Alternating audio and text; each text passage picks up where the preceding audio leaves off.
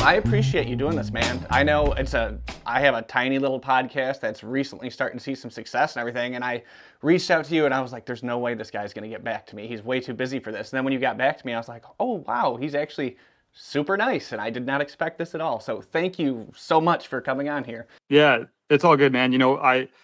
I've certainly asked a lot of people for their time in many times over the years, and people have always been super receptive. So like I just can't imagine ever, obviously everyone gets busy, but for the most part, whenever I can, I'm always down to chat with other photographers. And it's nice to just do this kind of stuff too, to have these conversations, because yeah, it's not often you can talk with other creatives and can, I guess, connect over probably similar experiences and feelings and stuff. Absolutely, because so often people are like, in your case, you're presenting something to an audience of somebody who may not know all that much about photography, or they're just getting involved in it. And it's nice to be able to have a two-way conversation, a dialogue rather than a monologue where you're just talking to the camera, because that can get repetitive and frustrating at times because it's a feedback loop to yourself unless you're reading the comments obsessively. Yeah. Oh man, 100%. It's funny too. Like there'll be like say a week where I'm just in the office editing videos, and I'm like, I literally just spent a week by myself staring at myself on a screen talking back to myself. You know what I mean? Like it's such a strange dynamic. So I find myself doing it when I'm editing the videos down for this, where I'll be like, wow, I made a really good point right there. This guy's making sense. And I'm like, I need to go outside. Yeah. I need to touch grass. Yes. What drew me to your channel is that you're not really portraying the manic, crazy YouTube character that's a lot of people are doing. You're not like, hey guys, welcome to the channel. It's more of, hey, I'm doing this journey. I'd like you to come along with me. And the other thing that drew me to your channel is that you explore the themes of time and change a lot. Is that something that you keep coming back to through a lot of your work? Do you consciously or subconsciously keep coming back to these themes in your photography? I think a lot of that just almost comes from like reflection on work afterwards. You know what I mean? Like I think, at least for me, of course, we're all different, like how we approach things. But I think like I go out and I'm attracted to the things that, kind of draw my attention. And that interests me maybe visually, and then you start to dive into the history of places. But I think a lot of it is just afterwards, like looking at a body of work or like a theme that's come about with a bunch of your work, and being like, why, like what is this, like what is the theme that's emerging? And for me, a lot of the times, like I think it does maybe come back to that connection of like, a lot of the places that I photograph are like, well, the American West was a lot of like huge change over like a relatively short period of time, specifically with like Route 66 and stuff.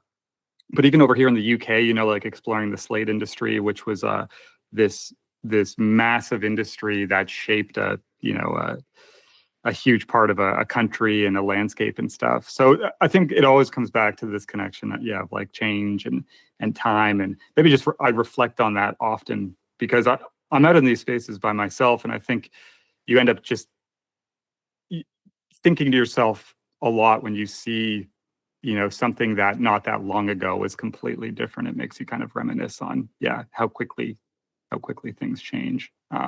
So yeah, it's just, I think, but oftentimes it's just like I'm attracted to the things maybe visually, and then themes emerge, and I reflect on that afterwards. I try not to. Often I maybe overthink things, so I'm trying as much as possible to just like let go a little bit, do the stuff that intrigues me, and then maybe reflect afterwards. Yeah, you have to find that self-analysis after the fact. I've found a lot of photographers have struggled with finding that theme until they look back over a greater body of work. Because I've been talking to a lot of people recently, and specifically there's this photographer in the north of England. His name's Paul Maven. And Paul grew up in Sunderland, and he was documenting the shipyards and when the shipyards left and the entire economy collapsed there from that. And I just think that photographers put a heavy weight upon their shoulders. They don't want future generations to not be able to see the things that they felt were important to them. Yeah, I could see that for sure. I think, like I said, I think we all have similarities in terms of how we work, but I also think, we're all different in terms of why we approach things. And I think that's actually one of the most important things that I try and remind myself often is like, because I'll get inspired by so many other photographers, and there's, photographers whose work I look up to and that I'm consumed by constantly, and I'm finding new stuff all the time. But I'll easily find myself being like, I need to go do that, or I need to work in that way.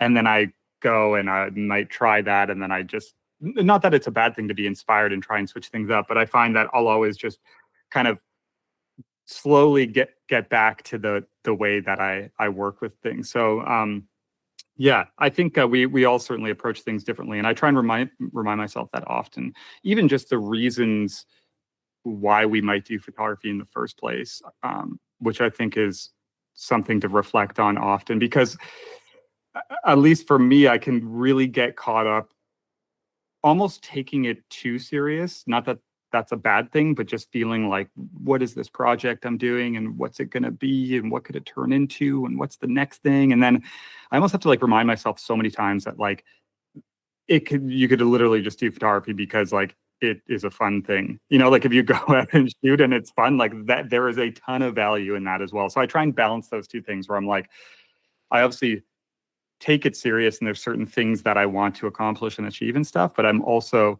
trying to just enjoy it, or like all of it as much as possible. And at times just be like, the thing I'm doing doesn't have to be super serious. Like I could just go and make whatever, even if it's been done a million times, and shoot it and show no one just because I like doing it. If it's fun, it's fun.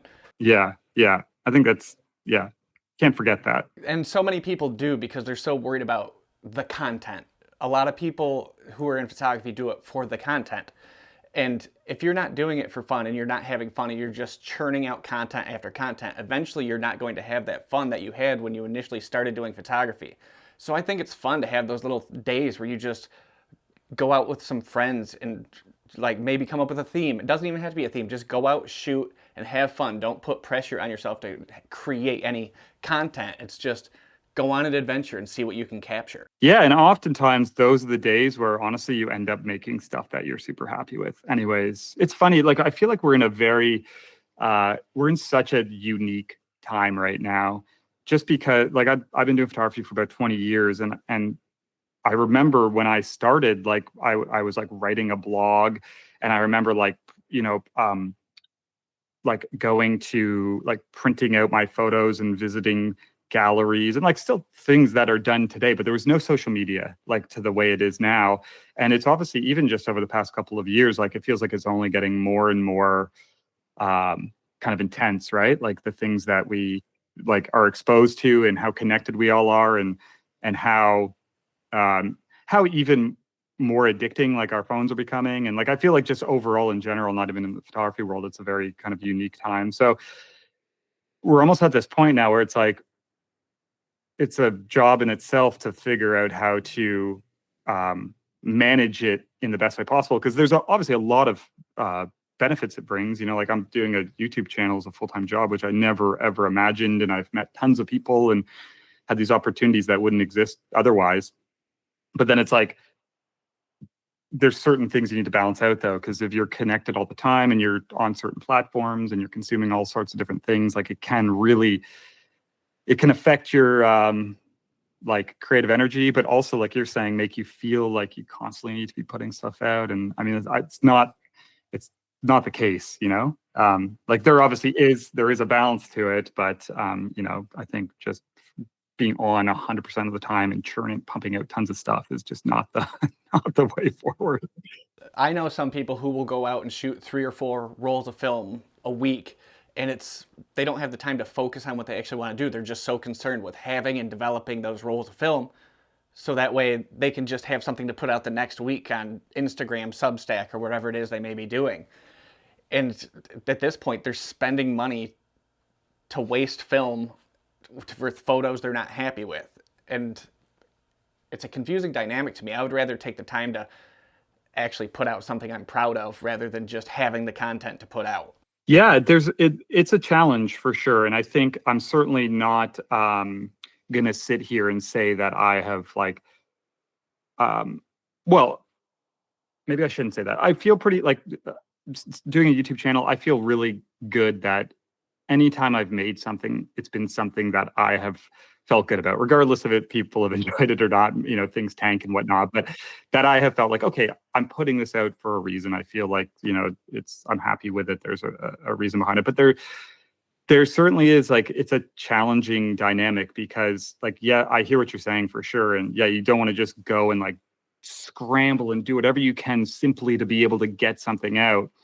But at the same time, kind of like with anything, there is like a commitment necessary and a consistency. Like you can't, regardless of it's photography or anything, you can't just be like, oh, I'll just kind of do it when I feel like it and when I'm feel like there, because you don't always feel like it, right? And there's times when you have to push yourself through. But at the same time, I think there's this important piece of it where it is like you got to feel good about what you're putting out there, right? Like if you're simply just making whatever you possibly can to get something out on social media, there's a good chance that that's not going to be like a good long-term plan. You're going to burn out from that pretty quick because you're going to feel like you aren't making stuff you're happy with. So it's challenging for sure. It's a double-edged sword for sure. Is burnout something that you've struggled with? Because you've put out a lot of videos, a lot of content, and it's phenomenal work. And I just can't imagine how much pressure there is for you to be putting out these things without burning out on it.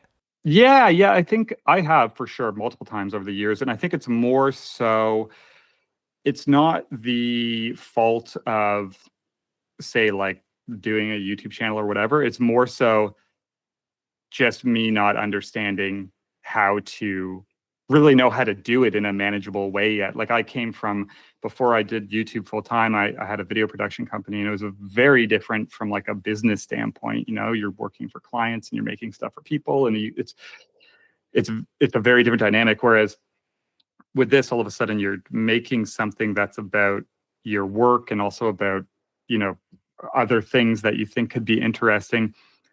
So it is, yeah, it just took a really long time to understand, like, how do I operate this so I can have periods to recharge and to disconnect? Because basically it's easy for me just to be on all the time. And I think anytime I did run into burnout, it was because I simply just didn't take a break.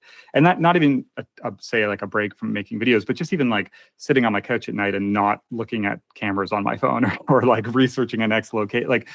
So, and then I have 2 young kids as well. So like throw that into the mix as I'm building my channel and kind of going through a period of change in my life with that, where like a lot of things are changing with like sleep and free time and things. So I would say just within maybe the last year, I have learned how to, certainly not perfect, but I can almost like notice now when I'm like, okay, I need to like chill out for a weekend and force myself to not do anything photography related. And usually when that happens, I come back pretty easy. But yeah, I mean, there's been a number of periods over the last 5 years where I've been like, I'm done, you know what I mean? Or like seriously been like, do I even like photography anymore? Like, contemplating selling all my stuff and like putting cameras up for sale and then taking them. There's probably people out there who have seen like an eBay ad for a Pentax 6.7 pop up like 7 times in the last week or something. I've been looking at them. Put it up, pick it up, put it up. Yeah. So anyways, I guess that's just a long way to say that. Like, yeah, there's been plenty of times. And I think it just comes down to really learning learning and kind of understanding how you work best, like what type of breaks you need to recharge. And because we're all different, like I see people out there who are, say, maybe doing a YouTube channel or just photographers who are like putting out like, always on and pumping out really good stuff. And it's like, for YouTube channels I've seen where they've been consistent with like a video a week for like 8 years, and I'm just like, I have so much respect for people like that because it's not something I could ever do. But again, maybe everyone's situation's different, obligations are different, so yeah. But I think for me, it's just been understanding like what is the way to how can I make this work? Finding the healthy balance. It's recognizing the signs and signals that things are going downhill for you mentally if you don't take that For break. sure. And I think a lot of people ignore those signs because of the pressure they put on themselves. It's not necessarily the pressure that the audience is expecting. It's the pressure that you're like, I have to do this. I have to put this out or else. And you never know what that or else is Yeah. because you always put it out. Yeah, and it's never the or else is never what we think it's going to be, but it's always there. Like it even to this day, every single time I release a YouTube video, in my head, I'm just like, this, like, is this good? Like, is this thing gonna tank? Like, and then I'll watch it like 6 months later and I'll be like, oh, I really like that, but there's like, is it gonna do good? Is it so yeah, and I think that just goes back to this, like, it's just a very different time than it's ever been, where like we have so much um, instant feedback on our work, but it's feedback that is very like disconnected. Do you know what I mean? Like with strange likes and thumbs and fire emojis and like you know, different like view counts, and we're just presented with so much information nowadays. And of course, if your social media is kind of earning you a living, it matters, and it can be so um, unpredictable and stuff. So it can really, I think, complicate things in your head when you're trying to do it. I think for me, as much as possible over the last few years, I'm at my best when I just disconnect from all that. Like, not that I don't care about it, but where I'm just like, this one's done, it's going up onto the next, And I don't like I don't think about like how like actually one of the huge changes I made was when I post a YouTube video up now, I don't look. They usually go up on a Wednesday. I don't go onto YouTube until the next Monday, and then I'm like, by that time the video's up, it's done how it's going to do, everything's there, and I can come and I can, read comments and connect with people and respond, because I always want to do that stuff. But in the past, I would just like 30 minutes after I check and where's it ranking, and just you can do all of these. You can get caught up in all these things that just steal and rob your time from just going on and making the next thing. Like it's gonna do. It's gonna be. Yeah, it could really hurt you. Yeah, it's gonna be what it's gonna be. And if you feel happy with it and you feel good about what you put out, then let it do its thing and kind of try not to waste as much time as possible. Are you someone that believes that good work will find an audience, or do you think you have to get that work to that audience?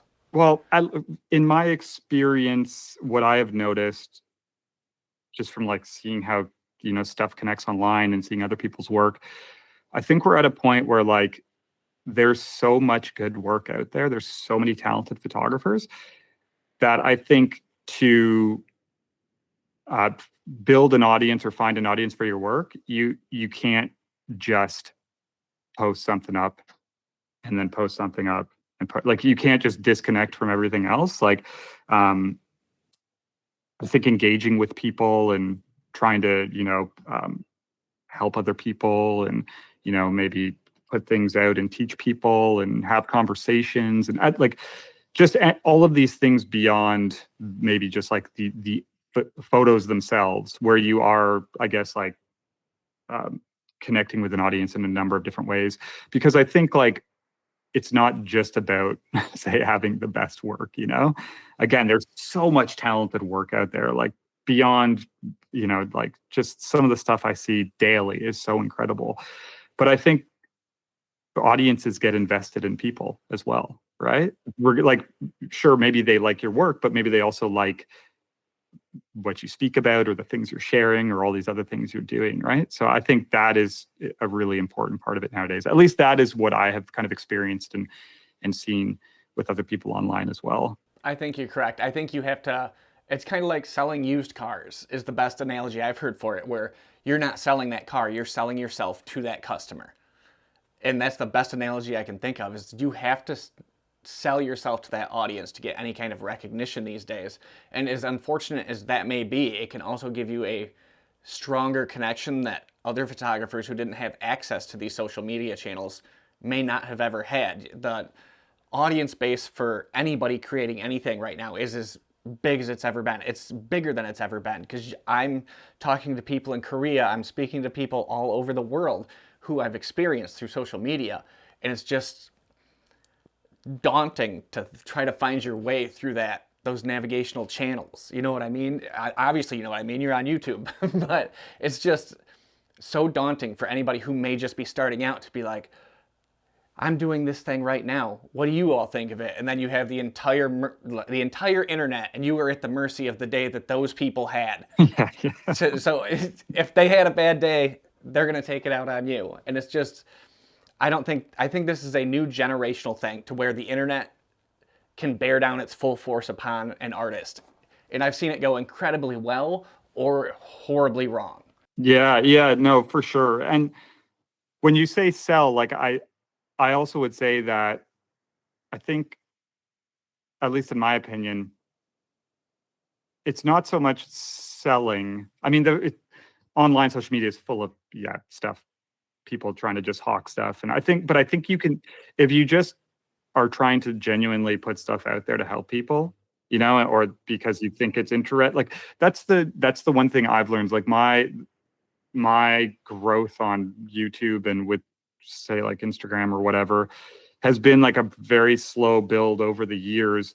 But my goal, and just because I couldn't do it any other way, but I'm just like, if something interests me or if I think it's helpful, do you know what I mean? And there's been opportunities, I think there always are, to like accelerate things, or, you know, sell, someone wants you to, you know, advertise this or that. There's all these things that pop up that, you know, just so many things that don't make sense. So I think like there is a lot of room to find an audience for your work in just a very genuine way. Like you don't have to. I think, again, not to keep talking about YouTube, but I think it's a good example where if someone starts a YouTube channel, they think all of a sudden they have to be this other person where they're loud and they're blah, and things are flashing and there's, you know, crazy music. And it's like, you can, maybe if you do it your way, just being yourself, if you're quieter and more reserved, maybe that won't be as flashy and as fast of a growth for you, but it's totally doable. And I think it is, like, that's the most important thing, is like,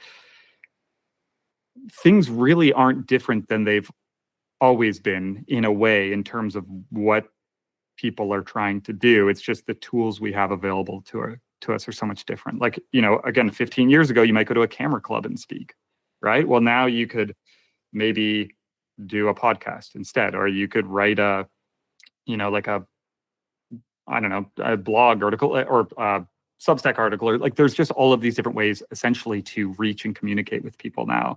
Whereas back in the day, yeah, you might go to like a photo convention or a camera club, or, you know, you might do all these other things. So it's just like the tools have changed and the opportunities have changed. But yeah, I think that's one of the things that I try and keep in mind, and also tell people as well, is like, just be yourself. Like, you know, you can be genuine, you can be calm, and, you know, just be, like, you don't have to, it doesn't have to be this wild, dramatic, crazy, extreme thing, right? You can just be like a photographer and do things whatever makes sense to you. You don't have to be a character actor where you've invented this character to put things out. Yeah. It's, because I connect with people who have more of that genuine feel as well. Because you can tell when someone's putting on that face for social media. For sure. It's just, and then you'll see them somewhere else and you're like, this isn't who this person is at all. I don't know why they're doing that. And that, I don't want to say it puts a bad taste in my mouth about the content that they're putting out, but at the same time, I'd be like, I'd much rather see them in this format instead of being that talking head who's way too cheerful all the time for some reason. Yeah. Just like, I think, be yourself is being yourself is pretty important. Have you ever put out some work that felt important to you, but for some reason didn't land with a larger audience? Something that you were very proud of, and it just, you got your legs swept off from under you? Yeah, like, for sure. I don't have any, like, maybe specific examples, but I would say, like, there is absolutely, actually, to be honest, often the things that I am excited about end up not doing so great. Not all the time. Or I don't want to say doing great. That sounds really like worthless. It sounds very social media-ish. The things that I am excited about don't end up resonating with people as much as maybe it excites me. And then the things where I'm like, you know, I really like this, but I don't think anyone's going to like this, people have ended up liking. So it's almost like maybe I'm a bad judge of yeah, yeah, what is good and what isn't with my own work. But that's something I try and tell myself as well, is like, let the audience decide. Do you know what I mean? Like, don't try and overanalyze too much. Like, is this gonna, is this gonna be the photo, or is this gonna be the video that does amazing? I think it is. And you try and get craft like the perfect thing, because oftentimes it's just like the audience will let you know what is good and what isn't. So anyways, yeah, there's been a lot of times where things that I've been excited about just haven't really, yeah, took off or engaged with people. And yeah, it's never the best feeling, but then I'm also just like, that's fine if not everyone likes. Doesn't mean that I can't, right? Like I try and stick as much as I can with my initial reaction. Like if I see one of my photos that I've made, if I say just finished scanning it and I'm like excited, I try and live with that as much as I can, to remind myself, like, there's something there for you, and it's fine if it isn't for everyone else. It shouldn't change how you feel about it. I would agree. I think that people put too much weight into what an audience may think. If somebody's doing something like a YouTube channel or a podcast, you have to take into account what the audience feels, but at the end of the day, you should be the one who is happy with the work you were producing. And I think so many times we often forget that because of the audience. Yeah, well, and also I think that we can look at, we keep talking about social media. Obviously, it's because it's where a lot of people share their work nowadays. But I think on there, it's so easy to just not think critically about things and look at how things perform on like an even playing field, right? And I think if you kind of look at it a little more critical and understand what these platforms are and how people are using them, you'll know that, like, well, yes, the stupid cat video is going to get 1 million views because people binge watch things when they're lying on their couch at night. And like the 45-minute in-depth, more like philosophical talk about some abstract photography project might only appeal to 1,000 people. And that kind of makes sense, right? It doesn't mean that thing is bad. Like, it would be great if that went to 1 million people. But obviously that's a random extreme example. But I do just think that like certain things are more popular and consumable on social media. And that's certainly not to say that it's because they're better. It's just like, yeah, I think audiences on there it's not a place where you're going to have as much like connection with longer, more kind of in-depth things. Even, again, I know on like my channel, for example, if I do like a photo trip video, it's going to get, say, less views than if I did like, is this the best cheap film camera ever video? Do you know what I mean? And I try and remind myself that so I can stick with what I like the best, which, yeah. So anyways, I just think you got to take into account like what platforms and what these things are, and try and remind yourself that. I've noticed you shooting a lot of 4x5 lately. Yeah. Or at least that's the videos you're releasing lately. Yeah. Is the 4x5 stuff. Is that, I know you've shot it in the past, but is there something new that's pushing you towards 4x5, or is it just, it's 4x5 season? Honestly, I went through this start of this year, like I'm working with 4x5 for my work I'm doing up in North Wales. And I came into this year being like, that project's been a slow go just because of time commitments and stuff, or lack of free time. So I came into this year like, I'm, going to really get up there and make some progress on this thing. And then like, of course, that was me in December. And then it's like, I jinxed myself, and January to March, I went through this like crazy period of like huge unfulfillment and almost like burnout. And it's one of the like post all the camera gear for sale type moments. Anyways, I came out the other side of that, again, this kind of learning process of understanding things, and went out with the 4x5 and just kind of reminded myself of like how much I enjoy working with that. It is really one of my favorite formats, because I have a tendency otherwise to try and make as much as I possibly can. And obviously with 4x5, it's, it's such a slower process and a really thought out process. So I've been shooting a lot of it lately. But I'm also trying to, then I'm like, oh, well, I put out like 6 4x5 videos. I need to do something. I'm trying to balance things and keep audience in mind. But yeah, it's a format I love and I've been shooting a lot more recently. I've enjoyed seeing it. I've actually really liked the work you've been putting out with it. There was that shot of the waterfall you got on FP4, I think. Oh yeah, Oh yeah. man, that was a great shot. I was jealous of that shot. It was phenomenal. So well done. Thank you. That was one of those like cross the fingers, don't think it's going to work out, and you develop the film, and you're like, can't believe it actually turned out. Obviously, terrible weather, but yeah, That's how anything with long exposure for me goes. I'm like, well, I hope it works. yeah. Well, there's just so many variables, right? You're like, did I get the focus right? You know, it was raining. I couldn't see anything. Was there rain on the lens? Did I expose properly? All these things. So, but that's actually one of the things that I love about it. You know, it's so rewarding when you develop it and scan it, and you're like, it worked. And not only did it work, but also it's something I really like because of course, the thing with photography is just like a lot of the times you aren't making good stuff because it's hard, and then obviously with 4x5 it's slow as well. So it's for me it's so much fun to be able to go out and shoot like say 5 or 6 or 7 sheets, and then you get that one, the one when things work out. Yeah, you everything works out technically, and then you also are on and you make something you really like. When I started, it was in COVID, and that's when it seems like film photography really started churning back up on the upscale. Everybody was locked in their house, and some film YouTubers took off, and it really saved my photography because I was about to leave it from digital. I was just over it, didn't want anything to do with it, and then channels like yours would pop up or Jason's would pop up, or now with Max Kent popping up. It's just been very nice to slow down and actually focus on the art of photography rather than worrying about getting the best shot possible through spray, like pray and spray.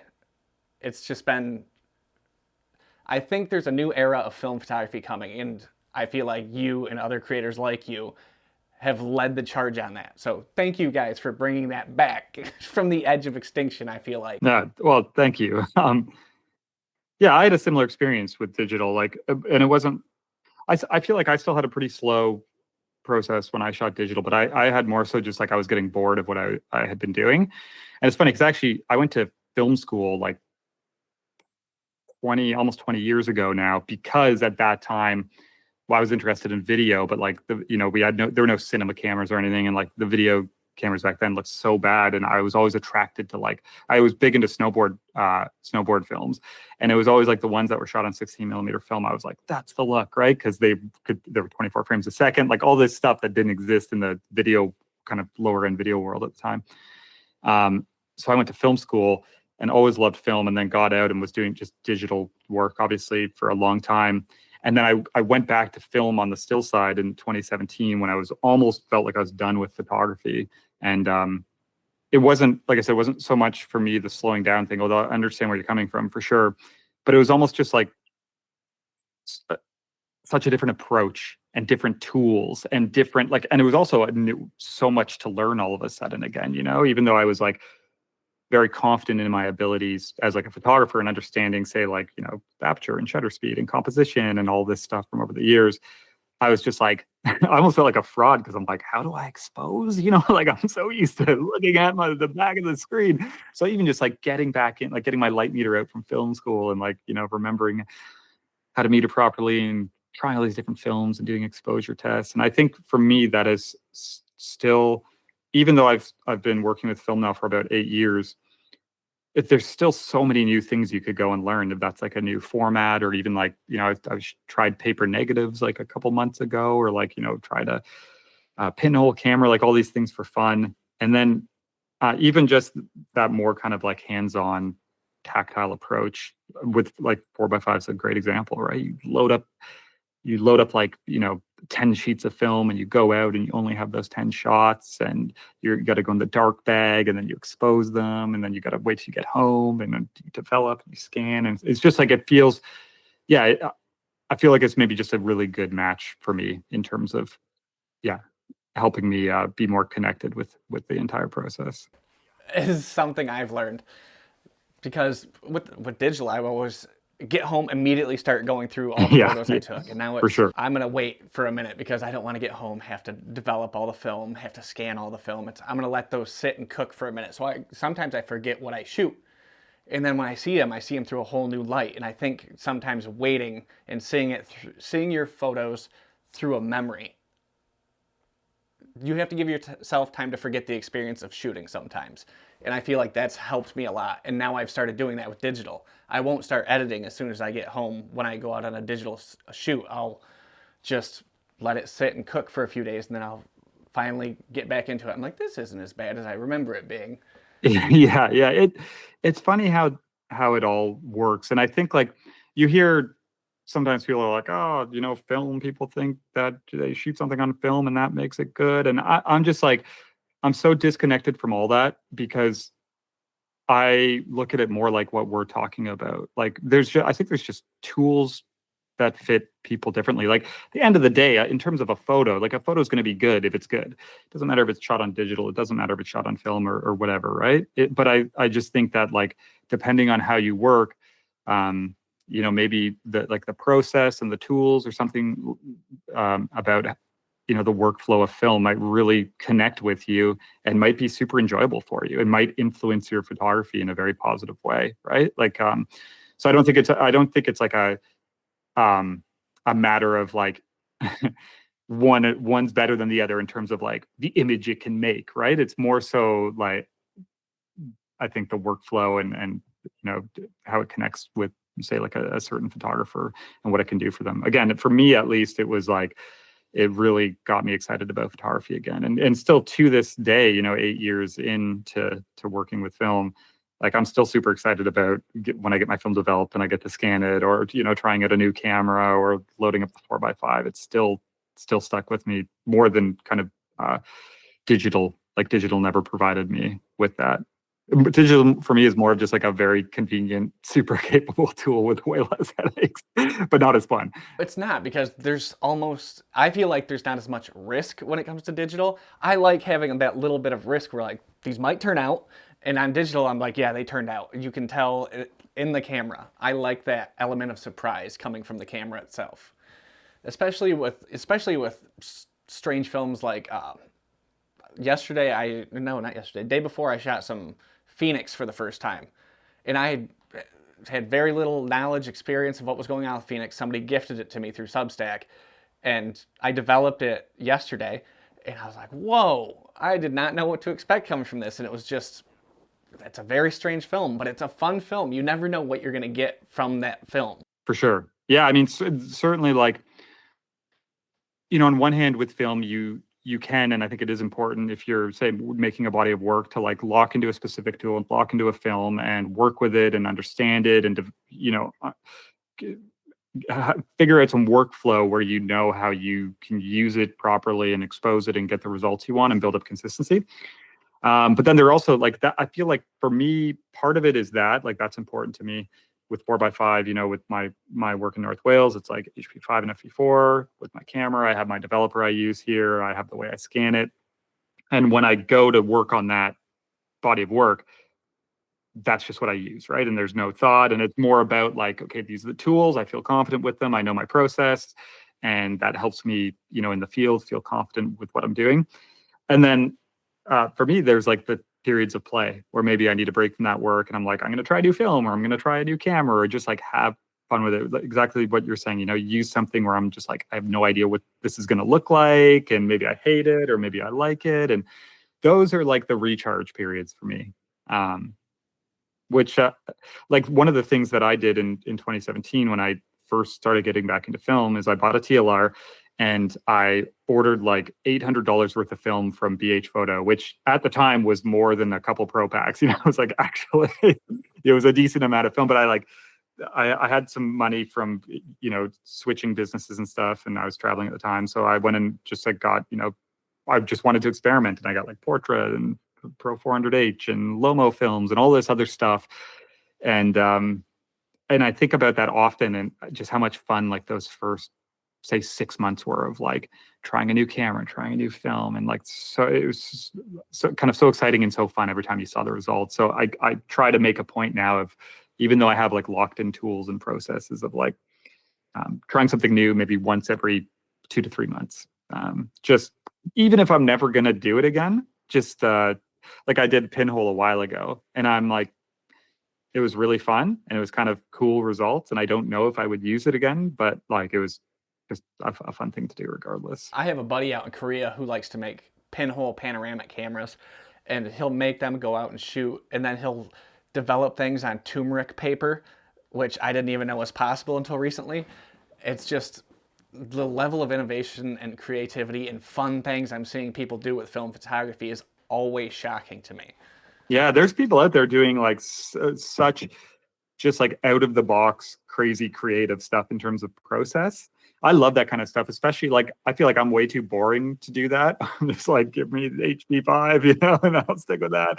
But I love seeing people do that, and I'm always so intrigued, especially when it can be worked into a project, and have some intentionality behind it. Not that it needs to, but that adds another level for me. The innovation for me is a big thing.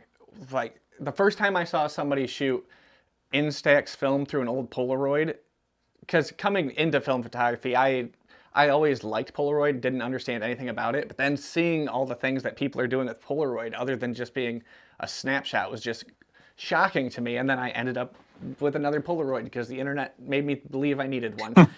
I got suckered into that one really hard, but it's something I'm going to be experimenting with more because 35 for me is my safe space, and I need to venture out of that more. And Polaroid and 120 are my next steps, I think. Yeah, I mean, I think it's important to try stuff because you never know, right? Like you never know what you'll find or what might stick and what you might enjoy. And you might realize like maybe neither of them are good for you. Maybe 35 is the best fit, right? I think depending on like your style of photography and how you work, like there's just tools that make sense, instead of forcing yourself into something because you feel like, oh, this is what I need to use. It just might not work, right? Right. And I've tried to step away from social media influence as far as telling me what's in, what's cool. It's hard to do because I got into the habit of watching certain photographers who are putting out this amazing work, and I try to emulate that sometimes just as an exercise, not because I want to bite off their style or whatever that may be. But I'm trying to find the balance between creative solitude and collaboration. That's a hard balance to find because you don't want your identity to become something else as far as the work you're putting out. Do you find yourself trying to have more solitude creative wise, or do you collaborate often with others? No, I'm pretty solo. Yeah, almost always. Just even from like a practical standpoint, like in the field, I think photography for me has always been a very solo thing where like I go out, into these kind of quiet environments, and I enjoy that time by myself. Also, my process is just such a chaotic mess that I'm just like, if anyone came and watched me work, they'd probably be like, "What is going on?" But then also just in terms of like what I consume, I try and be very intentional with that as well, just because I know that I don't want to feel like I should be doing something a different way. Do you know what I mean? Like see someone doing something and it's working for them, and then I'll start questioning like, did I do mine right? Is it good? And not from a standpoint of wanting to avoid being, new ideas and being inspired by people's work, but photo books and certainly seeing other photographers' images all the time. Like it's a huge source of inspiration for me. But I just know that I'm easily influenced by things where like I might see something I really like and be, well, like I said before to you, maybe I'll do that, right? And then all of a sudden I got like 18 project ideas going on. So I think it's more trying to insulate myself a little bit so I can remain focused on like, the thing that I'm doing and maybe the direction that or like the approach that I've decided to take with my own work. It's even with my photography, but even with YouTube, because there's a lot of other people making with photography channels and stuff, and people whose work I love and whose videos I really enjoy.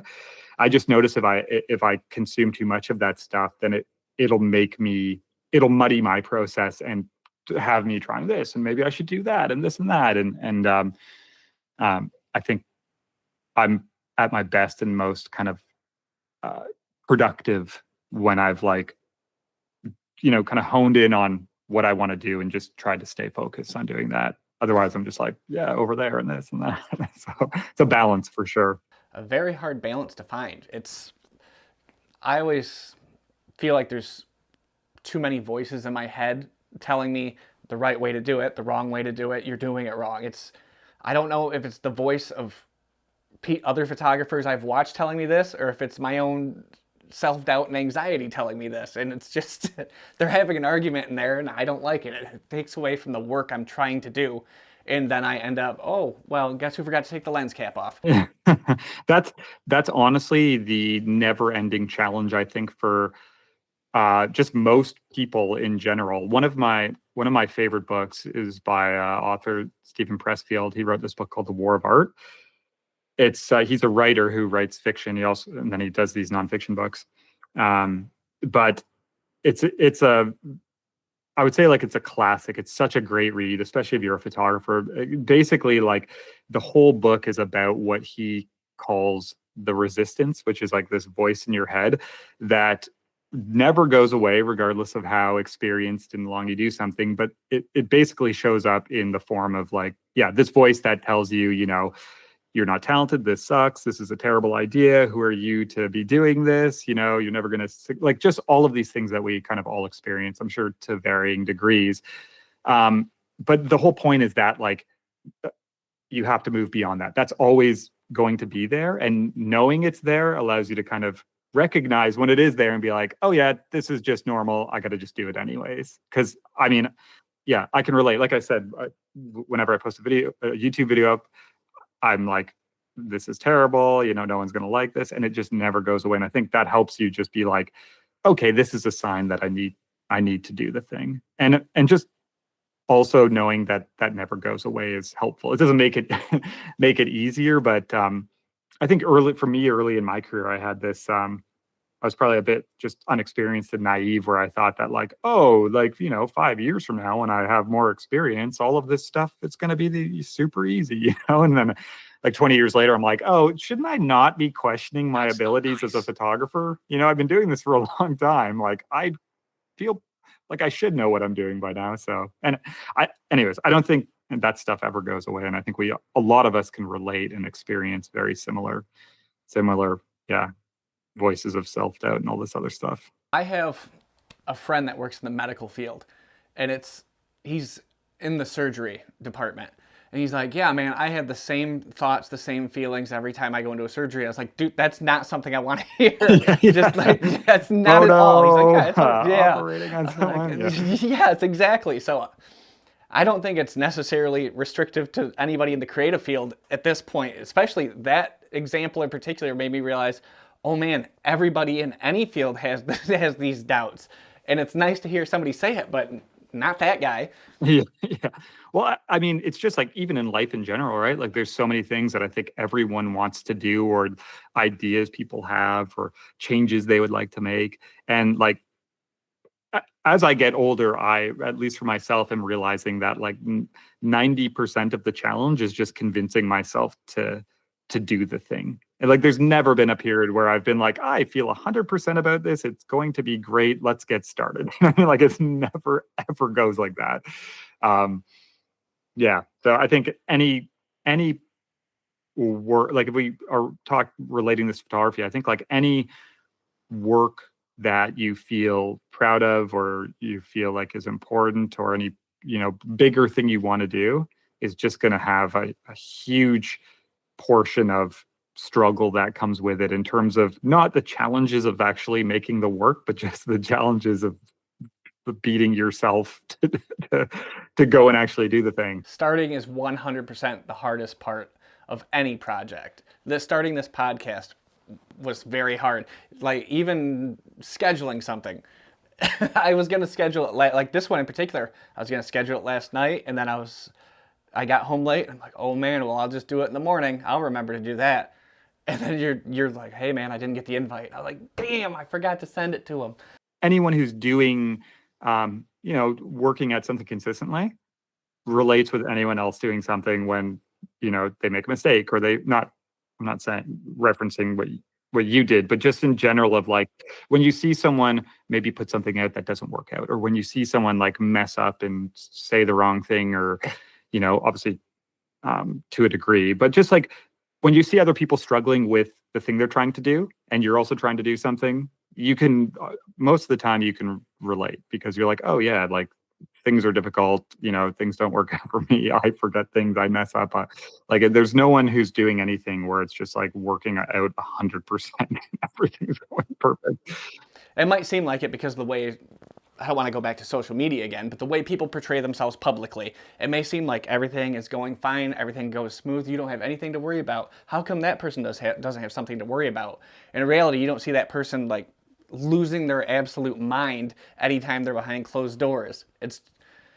You have to keep your expectations realistic for yourself because nobody is perfect, even though they may portray themselves that way. Yeah, for sure. And I think it's also if you're it's important to talk about that because I think if you're someone who maybe say wants to start some certain endeavor, um, knowing that it's going to be hard always to different levels. Like it's not to say, every single day is going to be like a slog and, incredibly difficult, but just like if you want to do this thing, you have to accept that there's going to be challenges and anxieties and all this stuff. Like that is just part of it and it doesn't go away.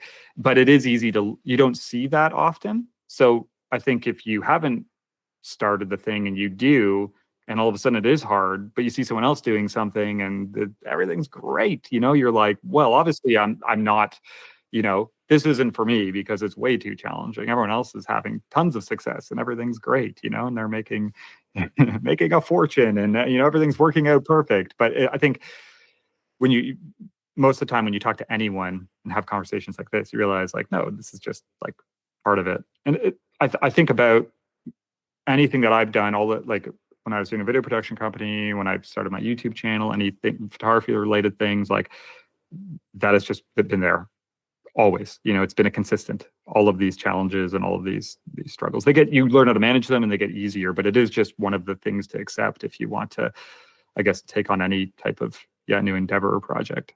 I think it's great when people show that struggle. I don't like when people try to sell that concept of this is so easy, anybody can do it. I very much like when people are realistic with their expectations, realistic with what is happening and what your expectations could be.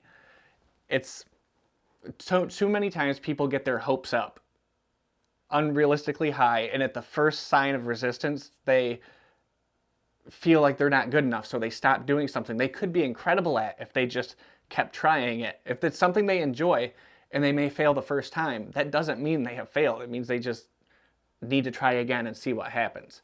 And I think if more people tried again to see what would happen, we could have so many more incredible pieces of art out in the world. It's just having that little bit of extra faith in yourself to be like, well, I messed up that roll of film completely. Now it's time to shoot the next roll of film, rather than thinking you wasted time and money and a vacation to go shoot some film. Yeah.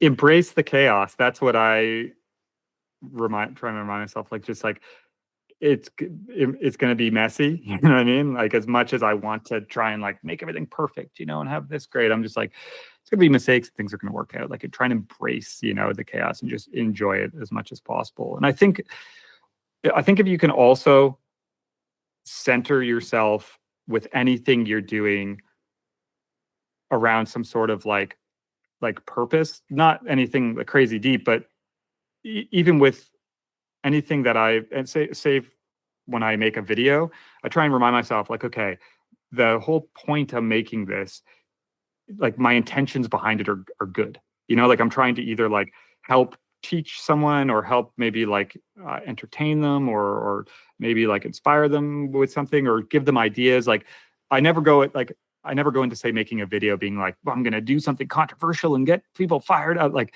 so I'm just like, if my intentions are good, that helps alleviate some of the anxiety of like, are people going to like this? Is it going to do good? Because I'm just like, if that can be kind of at the core of everything I do, then at least I know that, okay, I went into it, trying to do something that I feel good about. And then from there, it goes and does does its thing. And I think that's at least helped me get past some of the like mental roadblocks and like self-doubt and procrastination and stuff. Procrastination is a big one, especially when you're self-employed. I'm somebody who's self-employed, so it's hard to. Some days you wake up and you're like, well, I could do that tomorrow. I do it tomorrow is a dangerous habit to get into. So I try to make it a practice of, I'll do it today, even if it doesn't go great.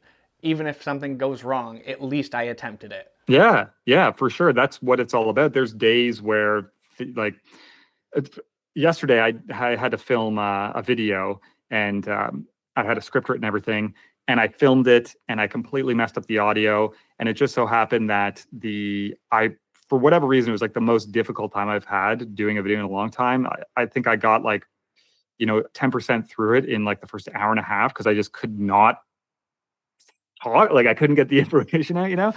And then it took me like 3 hours. It should have took like 45 minutes.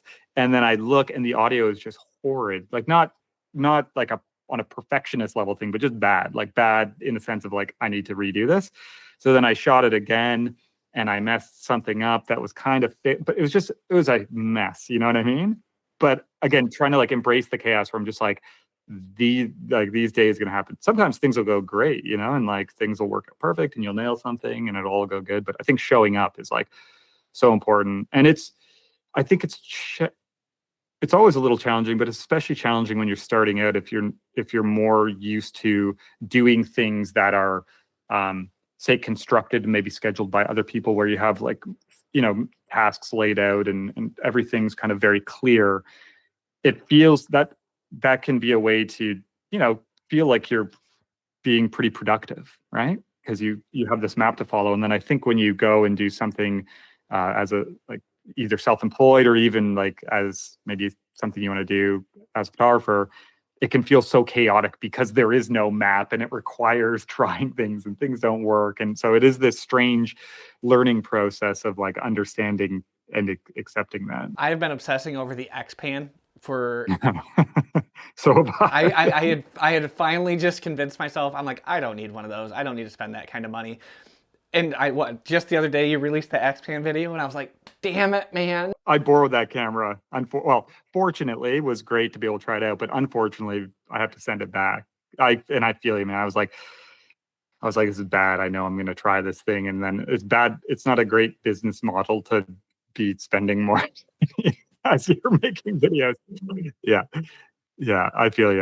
That thing was it's a fun camera. Do you still have it right now, or did you already send it back? No, I still have it. There's no date to send it back, so I'm hoping I can snag it for as long as possible. Yeah. But I will have to go back at some point. Yeah. That's too many awesome, film man. cameras to purchase another one. I recently made a purchase. Do you know the Argus cameras? I'm sure you do. Oh yeah.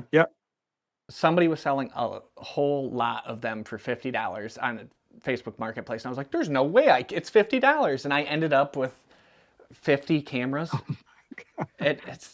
I need to get on eBay, and because I'm playing with all of them. I got like some C44, some C3s, and I really want to shoot the C3 just because it's a Michigan-based camera and I'm in Michigan, so it's part of the Michigan heritage. I have to earn my stripes as the Michigan photographer and shoot the Michigan camera. And it's been a running joke between me and some of my friends of trying to make the Argus C3 popular, but it's just been fun playing with different cameras that I may not have used beforehand. And what started off as a joke ended up with a pile of cameras. Yeah, maybe you'll have a gold mine if they increase in value. They sold millions. Yeah, your treasure. There's no way. Pile of Argus. There's no way the Argus camera is going to have any kind of value because they sold millions of those things, man.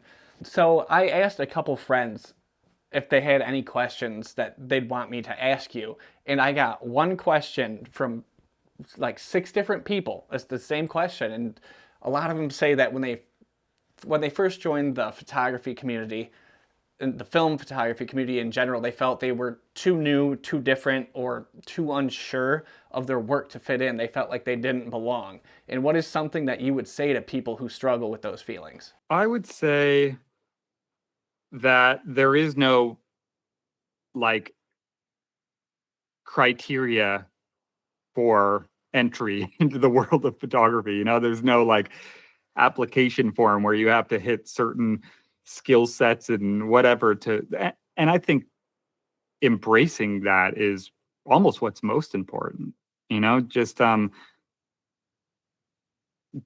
think sticking true to yourself, regardless of what like skill level you're at, regardless of how you feel about your work, like as much as you can, just kind of try and be as confident as possible with where you're at and what you're doing, and embrace that regardless of how good you think it is, or how popular you think it's going to be. So I would say, like, absolutely don't feel like there isn't like a place for you, or maybe you haven't been doing it long enough, or whatever your certain kind of experience is. And it's easy, I guess, to get in that mindset, but from my experience, the periods of kind of most fulfillment and even most success that I've had, like personally, have come from one period where I just decided to like completely let go of what I thought I should be doing. You know what I mean? And what I like, I think it can be easy to get in your head about like, this is what I need to make, and what are people going to think? And, I was doing this and now I'm doing this. Are people going to think that's weird? And I think you just need to remember that like everyone is kind of just thinking about themselves anyways. So you should just stick true to what you're doing. And that was a big shift for me when I just like went all in on the subjects that interest me the most, in the, doing it in the way that interested me the most from a style standpoint, regardless of if it's been done before, or if people think it's played out, or if someone on the internet says it's stupid or whatever. Just like go all in on whatever excites you the most and makes you the happiest and kind of brings you the most fulfillment. Because I think that is all part of the journey. And oftentimes like that will lead you to a place where maybe you end up making your best work. So yeah, I think that's just like commit to yourself 100%, and don't worry about their thinking there's some sort of community that you need to fit into, or will people accept you, or any of this stuff. Because I think like where you will probably end up kind of finding the most success is when you just go all in on yourself. And whatever point you're at and whatever skill level you're at and whatever interests you, just like go all in on that, because it'll lead you to places that you couldn't predict. Like things you might find work that inspires you, and you'll be making something else that you never knew you would before, and that'll lead to some other opportunity, and you just don't know where any of this stuff will go. So yeah, I would say just don't overthink it too much. Just go all in on whatever you're doing or whatever you enjoy the most. I think that is great advice, and it's advice. I actually think it was your video talking about photo projects, when you were talking about finding a photo project by walking through some canals. It inspired me to go out and see what kind of photo projects I could find, and I've been documenting this chestnut farm. It's a chestnut farm ran by a generations-long farmer who used to focus on corn, and now they've transitioned to this chestnut farm over the last 10, 15 years. And it was you. I'm 100% sure it was your video that inspired me to go out and contact this farm, and I've been documenting the process of them treating the plants, the blight, and everything that they've gone through, and get everything set up. So your videos that you are putting out are affecting and helping people in the long run. I wanted to be an example of that. So if you ever have any doubt about the content you're putting out, at least know you've helped document a chestnut farm. Hey man, I will take that 100%. That is cool to hear though. Thank you. And I think that's the opportunity like a lot of us have, right? That's not just, I don't want to ever be one of those people who's like, everyone needs to make videos and TikToks and all sorts. Not that I'm on TikTok. I'm too old to know how to use that. but again, nothing against TikTok. I'm just like, my head would explode if I need to do any more social media. YouTube is enough for me. But I think there's this opportunity for everyone to just like, yeah, it goes back to like sticking to what you're interested in and your unique situation, because there's probably something you have to share, or something you can put out, or something you can do that someone will benefit from in one way or another. And yeah, I mean, things are really bloated online with numbers, like with the 50,000 views and 2,000 likes or 5,000 likes. And it can make you forget that like these are all like real people. All of us are real individual people, and you can have make a huge influence by doing things that you might think are so um maybe like not impactful. Even like I'll think of this often, like every now and then, like I got a really nice email the other day from someone who sent me watched one of my videos and sent me this email just saying like, hey, I just wanted to say like I really enjoy your YouTube, and it's really helped me with my own work. And that, I'm like, for that person to take their time to go and send an email like that, for me, it had such a big impact. And I think often the other way around, like if you message someone whose work you like and take the time to say like, hey, like this project you're working on has been really like, I've really enjoyed it, and it's kind of inspired new ideas for me, or whatever the situation is, it's easy to forget how much of an impact that can have on someone. Way more important than the impact trying to be getting 4,000 likes on an image or like whatever. Again, not to discount any of this stuff or say it doesn't matter, but I try and keep that in mind, where it's like we're behind all of these social media profiles and stuff are real people, and I think like you can do so much in such a little way just by talking with people or messaging people or sharing an experience or whatever. There's so many opportunities, and we all have a unique way of approaching these things. So yeah, I think it's important to remember that. Well, I think I have ran out of questions for you, and I have appreciated this conversation very much. I'm sorry I got off to a rocky start with the timing, but Oh, it's all good, man. this was awesome, man. Thank you so much for coming on. I greatly appreciate what you do. I love the photos and content you're putting out there, and it's very incredible that you were even willing to appear here. I very much appreciate it. Yeah, of course, man. I'm always down for a good chat about photography and the creative process. All right, man. Well, I'm going to let you go and get back to the rest of your day. I won't take up any more of your time. Thank you for having me. And yeah, nothing, no no plugs or anything. People can check out my website if they want to see my work. That's it. Awesome, man. Thank you very much. Cool. Thanks, man.